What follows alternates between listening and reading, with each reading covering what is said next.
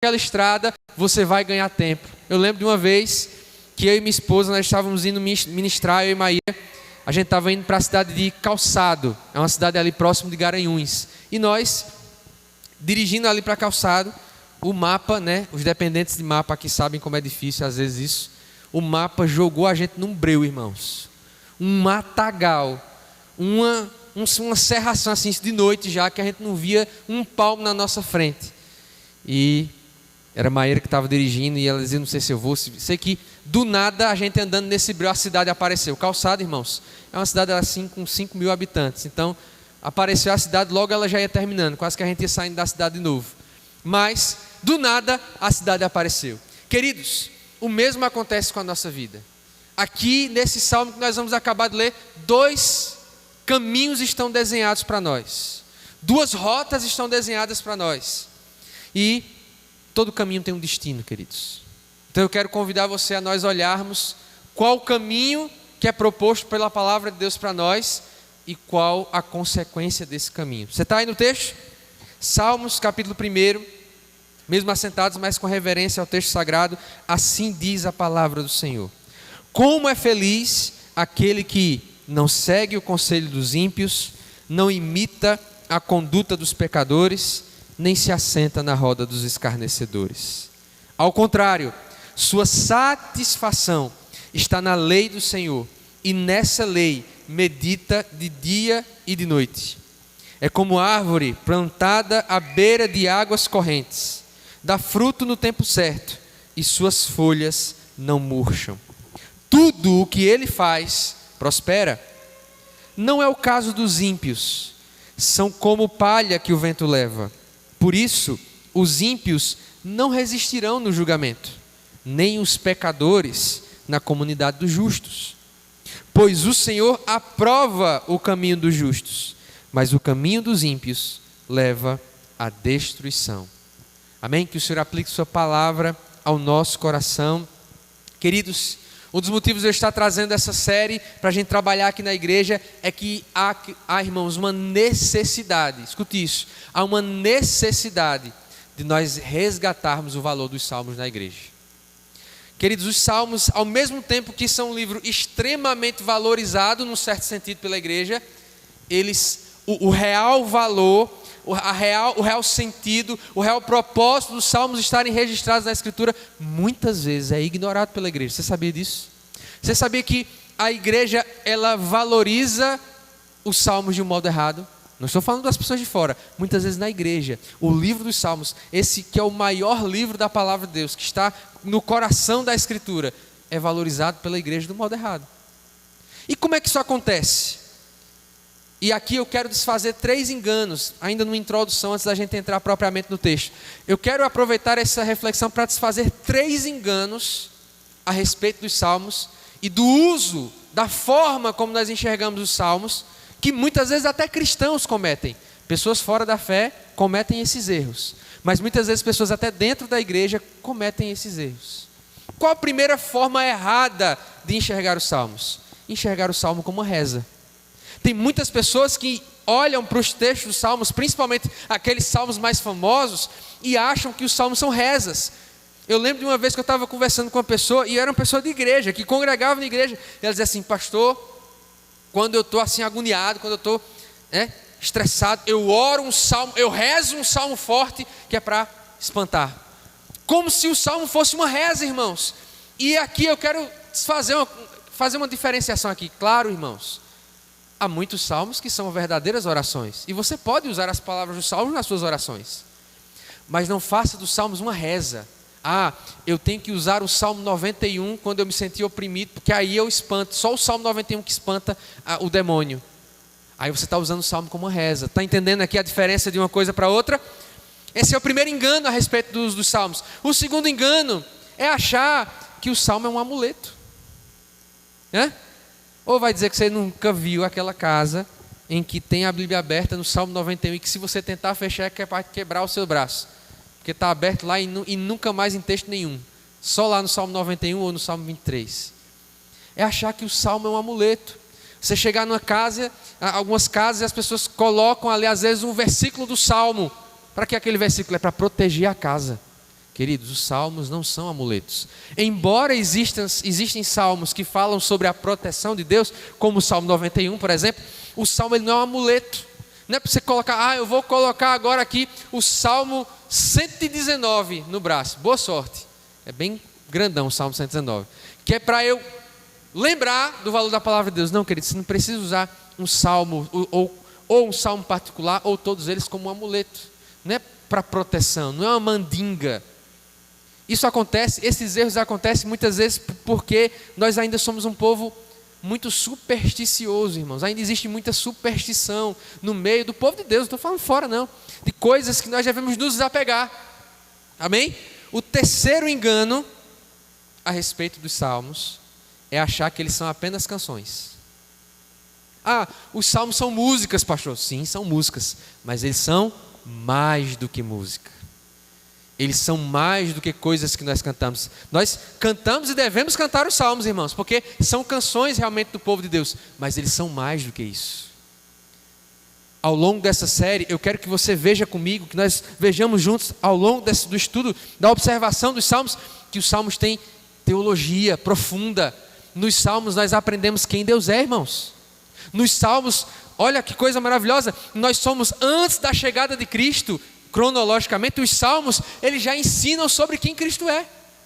Semana que vem, nós vamos meditar no Salmo 2, um dos salmos cristológicos, nós chamamos. Então, os salmos é mais do que canção, é mais do que música, é doutrina, tem doutrina nos salmos, tem ensino nos salmos. Os salmos têm lições para a nossa vida prática, tem lições sobre como nós vivemos. Esse salmo é um exemplo disso. Ele nos dá lições sobre como viver a nossa vida. Então, nós fazemos então através dessa série 3 enganos. Salmo não é reza, salmo não é amuleto e salmo não é apenas música. E queridos, os salmos então, o que eles são? Eles são, em primeiro lugar, o coração da espiritualidade do povo de Deus. O que é que eu quero dizer quando eu falo que os salmos são o coração da espiritualidade de Deus? Porque de todos os livros da Bíblia, nenhum fala mais sobre o interior do ser humano do que os salmos. Nos salmos é como se eu e você olhássemos para um espelho do nosso interior. Quem aqui nunca leu o Salmo 51, tem misericórdia de mim, ó Deus, tem misericórdia, porque a minha alma confia em ti, e aí ele vai confessando o seu pecado. Eu confesso que sou pecador desde o ventre da minha mãe. Quem aqui nunca se sentiu seguro ao ler o Salmo 23? Quem aqui nunca se sentiu, feliz e pleno, como muitas vezes a gente leu ano passado aqui lendo o Salmo 16. Quem é que não sentiu alegria ao ler o Salmo 150? E por que nós sentimos todas essas coisas? Porque Salmos é o coração da espiritualidade do povo de Deus. Por que nós precisamos resgatar o valor dos Salmos? Porque nos Salmos nós encontramos linguagem sincera. Esse é um segundo motivo. Poucas vezes na Escritura, poucos livros da Escritura mostram o coração do povo de Deus de um modo tão sincero. É nos salmos, por exemplo, como o Salmo 128, que o salmista ele ora para que Deus esmague o filho dos babilônicos contra uma pedra. E você se espanta com algumas coisas que você lê nos salmos. É porque ali está a verdade de quem nós somos, daquilo que a gente anseia, daquilo que a gente deseja, das nossas limitações. Então, queridos, os salmos eles podem falar até hoje ao nosso coração, porque eles conseguem expressar essa sinceridade que eu e você muitas vezes temos. Às vezes os salmos falam aquilo que a gente não tem coragem de falar. Às vezes os salmos mostram, fazem orações que a gente já teve vontade de fazer para Deus, e os salmos estão lá para mostrar que a gente pode fazer também essas orações. Às vezes indignados de coração, às vezes tristes, às vezes preocupados. Os salmos estão lá para provar que é possível fazer certas orações. Por fim, os salmos eles são importantes, eles precisam ser resgatados, irmãos, porque os salmos eles são um ótimo condutor do nosso relacionamento com Deus. Sabe por quê? Porque assim como nós, os salmos variam. Há uma riqueza de temas, há uma riqueza de momentos, há uma riqueza de sentimentos com os quais todos nós vamos nos identificar. Você está triste, irmãos? Irmão, tem um salmo que vai te acompanhar na tristeza. Você está angustiado? Tem um salmo que vai te acompanhar na angústia. Você está feliz? tem um salmo que te acompanha na felicidade, na alegria. Você está gerando expectativas a respeito de alguma coisa? Tem um salmo que vai te acompanhar. Você se sente injustiçado, como eu já me senti muitas vezes? Você está lidando com a inveja? Você está lidando com a ira no seu coração? Os salmos serão bons companheiros de jornada. É por isso que entre os melhores textos para se memorizar estão os salmos, porque eles são bons companheiros de jornada. E meu desejo é que esses 20 salmos, eles possam fazer esse papel nas nossas vidas. Amém?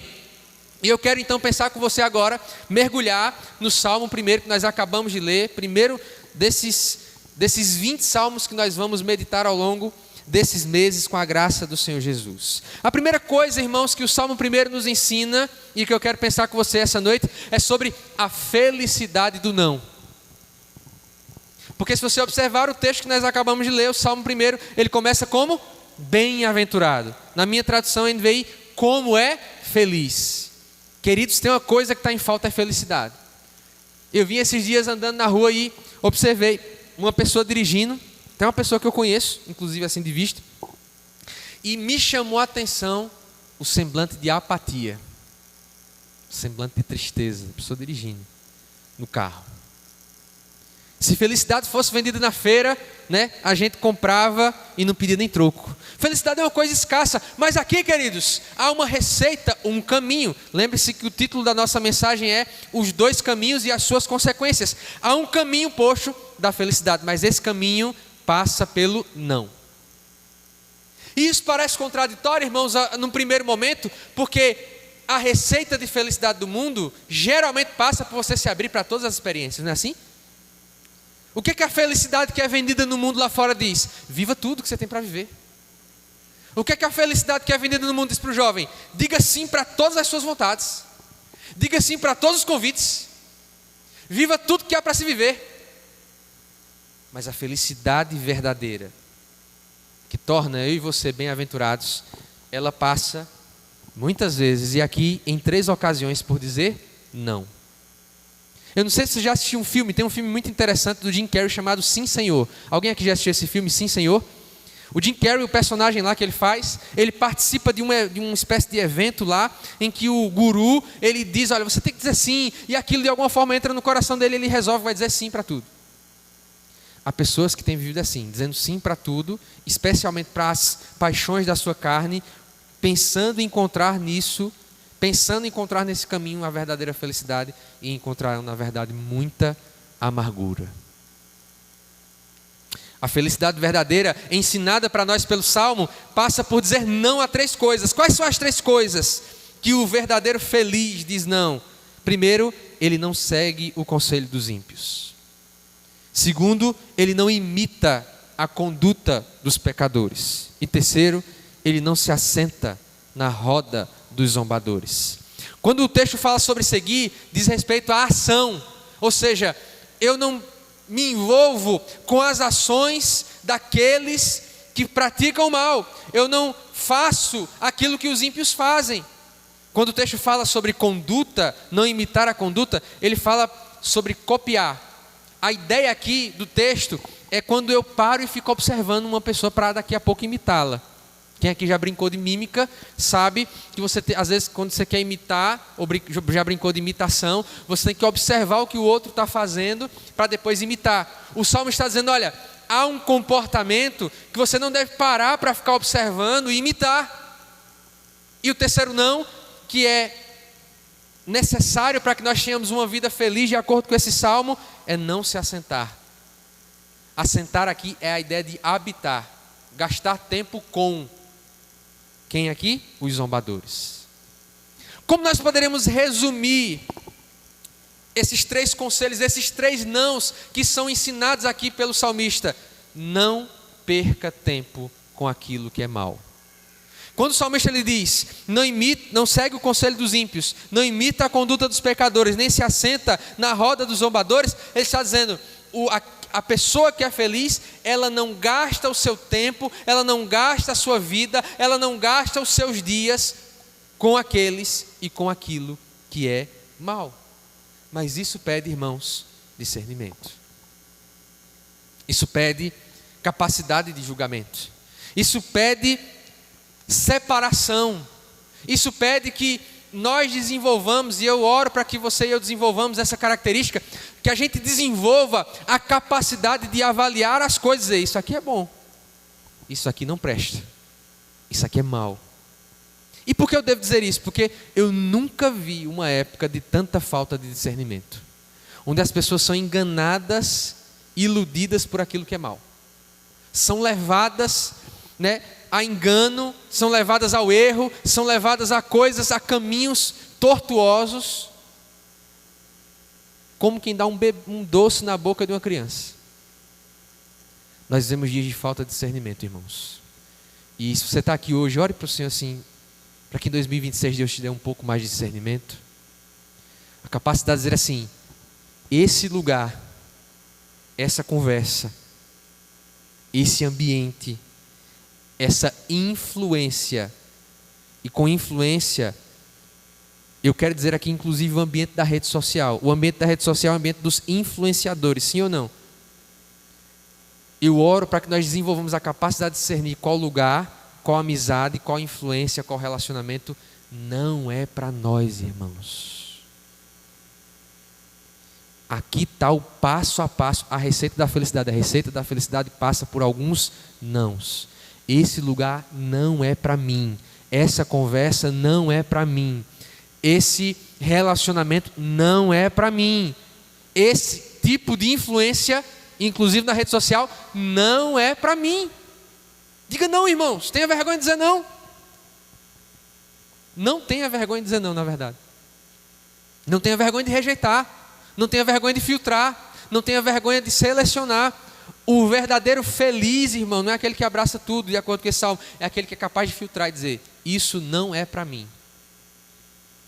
Vai acontecer situações em 2026 que você vai olhar assim e vai dizer: isso não vale a pena. Parece até vantajoso, parece até bonito, parece até interessante, mas vai me fazer cair num desses 3 problemas aqui. Então eu digo não. Segunda coisa que nós observamos aqui, portanto, e o versículo vai dizer que há uma coisa contrária a essas aqui. O que faz com que nós digamos não para tudo isso? Antes, versículo 2, ao contrário, diferente desses 3 lugares, diferente dessas 3 práticas, desses 3 verbos, ao invés de gastar tempo com o mal, antes, ao contrário, sua satisfação. Em algumas traduções, o seu prazer, a sua alegria, aquilo que traz deleite para o seu coração, aquilo que alegra o seu interior e o seu exterior também. Antes, o seu prazer está na lei do Senhor, e nessa lei ele medita de dia e de noite. Então, o que nós precisamos para ter uma vida feliz, de acordo com esse salmo, é uma transformação de onde nos assentamos, do que ouvimos e do que seguimos. Eu ouvi um vídeo do pastor Judy Clay, pastor batista, ótimo pregador, em que ele dizia assim: há pessoas cristãs, boas pessoas, e o que ele falou tem a ver com isso que a gente acabou de ler aqui no versículo 2, mas que a vida dela não avança, ela fica travada nas mesmas coisas, não tem transformação. E não é porque ela é uma pessoa que não foi salva, não é porque ela não tem Jesus no coração, ela crê em Jesus, ela se converteu, ela pertence a Cristo, ela vai à igreja, mas tem um problema. E aí ele denuncia aquilo que está sendo apontado aqui pelo salmo. Há um problema. E aí ele faz o diagnóstico: a palavra de Deus está na periferia da vida dessa pessoa. Tem pessoas, irmãos, cuja vida espiritual, e todas as áreas da vida, na verdade, porque a palavra toca todas as áreas da nossa vida, que está com certas áreas travadas, porque a palavra de Deus ainda está na periferia. Quando o texto fala: antes o seu prazer está na lei do Senhor, um nome que os salmos dão para a palavra de Deus, e nessa lei ele medita de dia e de noite, ele está dizendo: olha, a palavra de Deus na vida de quem é feliz, segundo esse salmo, está no centro, é um bairro nobre. E eu pergunto: a palavra de Deus na nossa vida está na periferia, como disse o pastor Judy Clay, ou está no bairro nobre? É isso que o apóstolo Paulo disse quando ele falou: habite ricamente a palavra de Cristo em vós. A palavra de Deus, irmãos, precisa estar no centro da nossa existência, no centro da nossa vida. Ela não pode estar, ela precisa estar numa área nobre, ela não pode estar na periferia, ela não pode estar no resquício, ela não pode ser um asterisco da minha vida. Ela é o enredo principal, ela está no centro. Antes, o seu prazer está na lei do Senhor, e nessa lei ele medita, ele rumina, ele pensa sobre a lei, ele fala sobre a lei, ele conversa sobre a lei. E nós podemos ter um diagnóstico de se alguém tem a palavra no centro da sua vida pelas conversas dela, por aquilo que ela fala.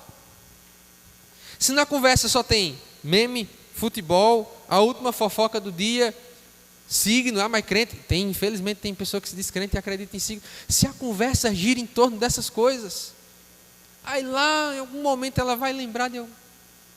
É por isso que eu disse no final do ano, irmãos, termine o ano com louvor nos seus lábios, e eu começo o ano 2026 dizendo para você, traz a palavra de Deus da periferia da tua vida para o centro, para a área nobre. Habite ricamente a palavra de Deus no vosso coração. Fale sobre a palavra, ore a palavra, converse sobre a palavra. Traga a palavra para os ambientes em que às vezes parece que ela não faz sentido. Queridos, a palavra faz sentido em todas as áreas da sua vida. Traga a palavra para o seu trabalho, traga a palavra para as suas amizades, traga a palavra para a visita que você fez, traga a palavra para o entregador da água que deixa água na sua casa, do gás, traga a palavra para os seus relacionamentos, traga a palavra para o centro da sua vida. Você está entendendo em nome de Jesus?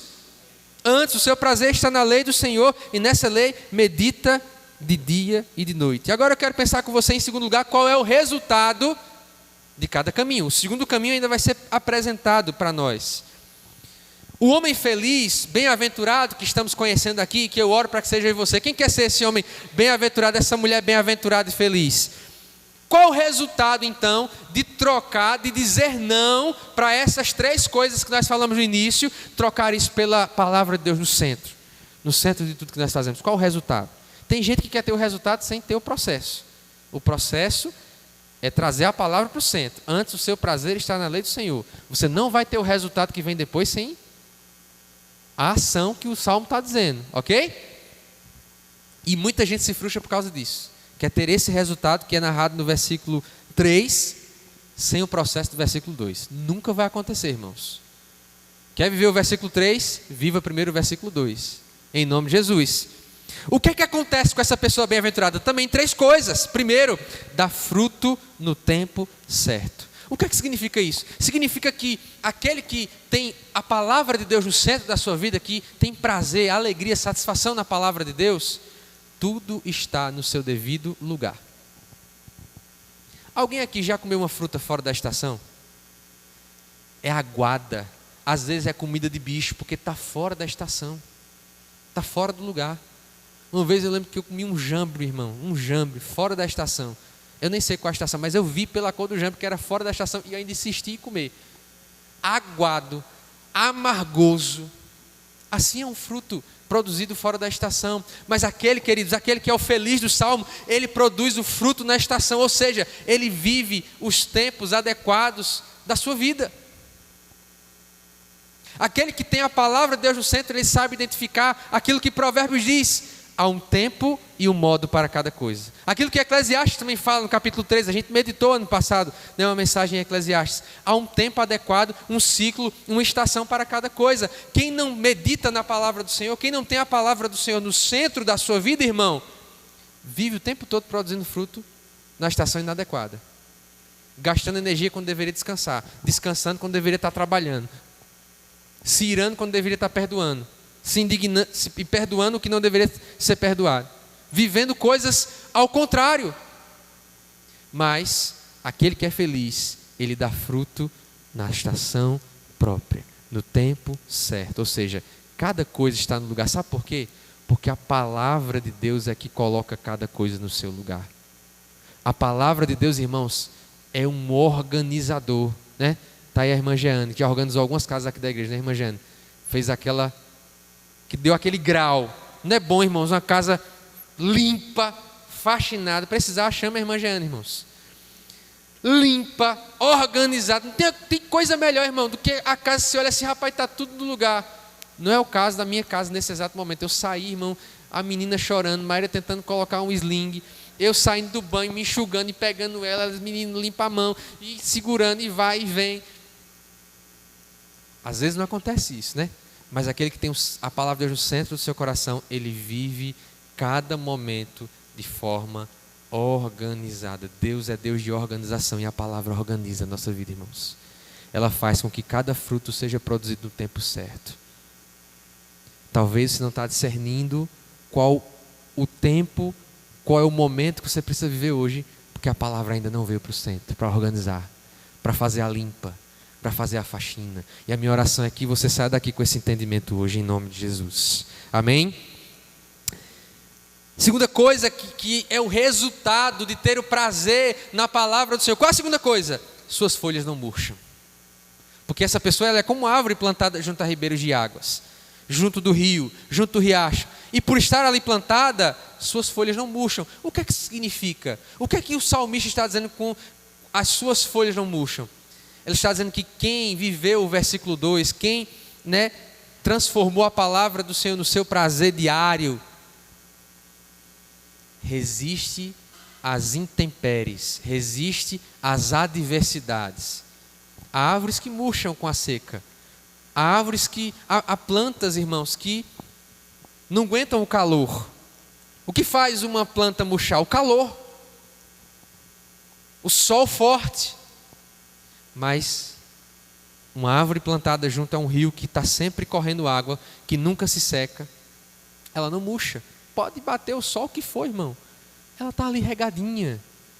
O lençol freático está regando ali, o frescor que vem do rio, refresca as folhas e as folhas estão sempre verdinhas. Ou seja, aquele que tem o seu prazer na lei do Senhor consegue resistir o calor, a pressão, a adversidade. Quando a luta vem, quando o momento da adversidade vem, quando a pressão vem, a folha está verde. Você já conheceu alguém assim? Que parece que sempre está tudo bom? Nossa família foi evangelizada por um casal de missionários, Adelvan e Marilu. Eu nunca vi esse casal sem um sorriso na boca. Está aqui meu pai para provar isso. E é esse tipo de gente que a gente encontra assim, rapaz, você nunca vai ver essa pessoa ruim não. Queridos, isso é fruto de estar ali arraigado na palavra do Senhor, de fazer a palavra do Senhor o centro da sua existência. Aí vem o calor, mas a folha está verdinha, irmãos. Eu quero isso para a minha vida, irmãos. Eu quero que o sol das lutas, das adversidades me encontrem e a folha esteja verde, com vida, para dar e para vender. E oro para que isso aconteça também na sua vida. Qual a terceira coisa? Que é o resultado daqueles que estão com a palavra de Deus no centro da sua vida. Tudo que faz, prospera. Não é uma parte, não é uma área, é tudo. E como diz o meu querido e amado pastor Dene, tudo não exclui nada. Tudo que ele faz prospera. Querido, sabe por que eu odeio a teologia da prosperidade? Sabe por que eu odeio a teologia da prosperidade? Porque ela perverteu a verdadeira prosperidade. Aqui está a verdadeira prosperidade bíblica, irmãos. Eu creio na prosperidade. Eu quero cada vez mais ser uma pessoa próspera. Eu quero ser bem-sucedido. O que é ser próspero na Escritura? É ser bem-sucedido no Senhor, naquilo que eu faço. Por quê? Queridos, um coração que foi fascinado pela palavra, que está arraigado na vontade do Senhor, sempre vai querer o que Deus quer. Esse é o segredo da prosperidade bíblica. Essa é a verdadeira prosperidade bíblica. Por que esse homem feliz do Salmo, esse caminho, por que ele é próspero em tudo que ele faz? Porque ele só faz aquilo que a palavra do Senhor já fez no coração dele. Ele só quer o que a palavra quer. Ele só vive o que a palavra vive. É claro que tudo que ele vai fazer prospera, porque a palavra de Deus foi colocada no centro da existência. Queridos, não somos contra a prosperidade. Mas onde é que a prosperidade verdadeira começa? Começa num coração cuja palavra de Deus é o centro. Mas o texto ele continua então falando sobre o ímpio. Porque há um resultado para cada caminho. E o salmista ele não precisa apresentar o caminho do ímpio, porque ele já foi apresentado nos primeiros versículos. O ímpio é quem? É aquele que segue o conselho dos ímpios. É aquele que se senta né, com os escarnecedores, é aquele que imita a conduta dos pecadores. Esse é o ímpio. O ímpio, a palavra ímpio é aquele que não é pio. Pio é uma palavra para piedoso. Piedosa é uma pessoa que é inclinada para a vontade de Deus. É uma pessoa que é sensível à vontade de Deus. É uma pessoa que pratica a vontade de Deus. Ímpio é o oposto de tudo isso. É alguém que tem uma consciência cauterizada. Você conhece alguém que vive uma vida de pecado e não tem um pingo de remorso? Nem treme a cara, como a gente costuma dizer no bom nordestino. Vive mergulhado no pecado e nem tem noção do que está fazendo. Este é o ímpio. A pessoa que está com a consciência anestesiada para o mal. O mal e o bem não faz diferença para aquela pessoa. Você conhece alguém assim? Conhece alguém que chama o mal de bem, como diz Isaías, o doce de amargo e o amargo de doce? É a pessoa que não consegue distinguir aquilo que é certo de errado, e para ela o errado é certo. Esse é o ímpio. Não é o caso deles. Ou seja, os ímpios é o contrário. O segundo caminho apresentado pelos Salmos é o contrário daquilo que está sendo apresentado até agora. Eles são como palha que o vento leva. Quem aqui já separou palha de feijão sabe, você coloca o feijão, né, numa peneira ou num pano assim grande e você sacode, o feijão cai, a palha vai. O feijão permanece, a palha é levada, a palha vai embora. E essa é uma das características que diferenciam os dois caminhos, inclusive. Aquele que tem o seu prazer na lei do Senhor, ele permanece, irmãos. Ele é uma árvore plantada. A árvore plantada permanece. E eu oro para que você permaneçamos, resistamos, a gente fique fincado no terreno, né, que é a palavra de Deus. Os ímpios não resistem. E o que é que os ímpios não resistem? Eles não resistem, em primeiro lugar, o julgamento. E em segundo lugar, eles não resistem à comunidade dos justos. Tem duas coisas que o ímpio não resiste. Primeiro, ele não suporta o julgamento de Deus.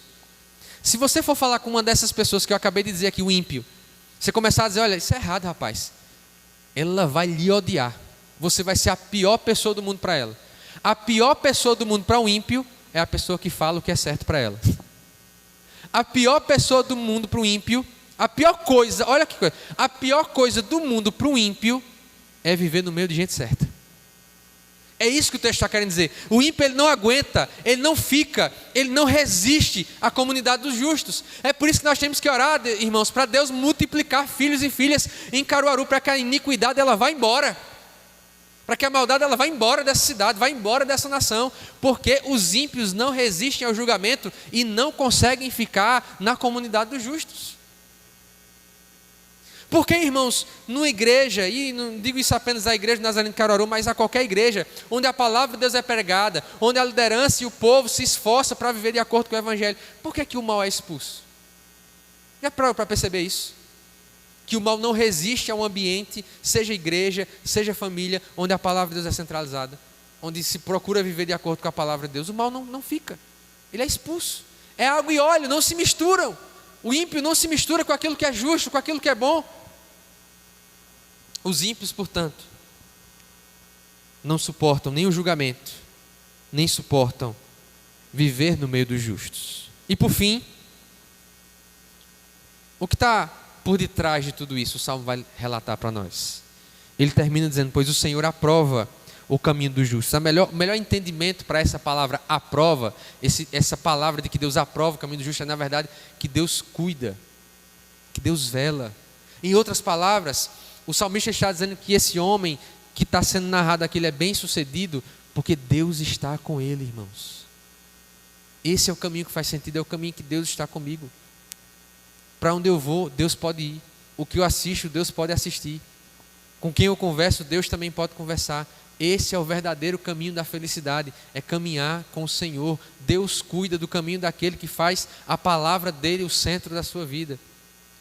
Quando você transforma a palavra de Deus no centro do seu viver, você ganhou a melhor companhia de todas, que é a companhia do próprio Deus da palavra. Ele vai aonde você vai. Ele cuida do seu caminho. Mas o que acontece? Qual é o resultado então do outro caminho? O caminho dos ímpios leva por si mesmo à destruição. Fique de pé.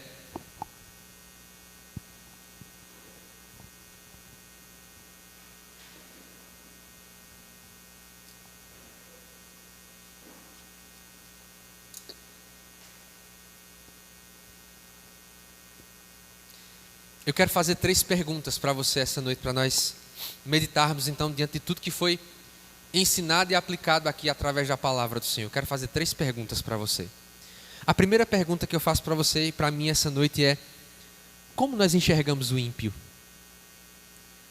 Em alguns momentos dessa série dos Salmos a gente vai ter um olhar diferente, vamos ser convidados a ter um olhar diferente sobre o ímpio. Tem muito crente, irmãos, que está olhando da forma errada para o ímpio. Tem muito crente invejando o ímpio. Tem muito crente querendo ter a vida do ímpio. Eu já vi, irmãos, pessoas pegarem fotos, sei lá, assim, dizer, vida boa é essa aqui. E está lá o camarada ímpio, filho das trevas, abraçado com 2 mulheres. Dá vontade do cabo dar uma mãozada, Jesus segura na hora, porque senão você vira ímpio também. Como você tem enxergado o ímpio? Irmãos, nós estamos cercados de pessoas que são ímpias. E eu volto a dizer, o crente ele precisa fazer distinção entre quem é da piedade e quem é ímpio. Para que você não seja enganado, irmãos. Satanás tem desviado muitas pessoas do caminho da verdade, levando elas não para o satanismo, mas para ficar olhando a vida do ímpio, admirando a vida do ímpio, querendo a vida do ímpio. Pergunta de novo, como você tem enxergado o ímpio? Segunda pergunta que eu quero fazer para mim e para você essa noite. Onde está a sua alegria? Onde está a minha alegria? Onde nós encontramos prazer? Há muitos bons prazeres nessa vida, irmãos. Mas esse salmo nos faz convite a ter um grande prazer. A palavra de Deus. O Salmo 119 fala que as palavras de Deus são mais doces do que o mel. E eu tenho pedido a Deus um coração capaz de provar da palavra de Deus. E essa é a minha oração para você também. Terceira pergunta que eu faço para você. Eu estou voltando no Salmo com as 3 perguntas que eu estou fazendo. Voltando para o início. Quem te influencia, irmãos? Quais são as suas influências? Para quem você está olhando e imitando? Deixa eu dizer um segredo para você aqui. Nós somos criados para ser imitadores. Não existe originalidade, né? Às vezes quando alguém inventa um prato, uma comida, né, um prato regional que seja, a pessoa diz assim, o original.